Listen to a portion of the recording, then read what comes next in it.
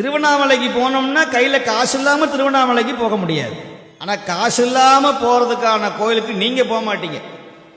ஏன்னா உங்க மனசுல பதிஞ்சிருச்சு, எங்க கூட்டம் அதிகமாக இருக்கிறதோ, எங்கு ஜனங்கள் அதிகமாக இருக்கிறதோ, எங்கு கடைகள் அதிகமாக இருக்கிறதோ அங்குதான் சக்தி அதிகமாக இருக்கிறது கடவுளுக்கு என்று நீங்கள் முடிவு பண்ணி விட்டீர்கள்.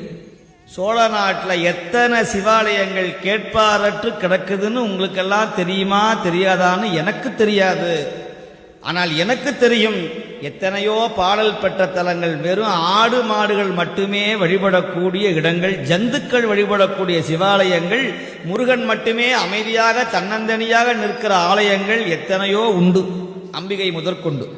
என்ன நீங்கெல்லாம் என்ன பண்றீங்கன்னா, அப்படி ஒரு கம்பியை கட்டி இப்படி போய் அப்படி போய் அப்படி வந்து அப்படி வந்து இப்படி வந்து அப்படி உள்ள பார்த்தா ஒரு திருப்தி, நேரா பார்த்துட்டோம்னா சக்தி இல்லை அந்த சுவாமிக்கு.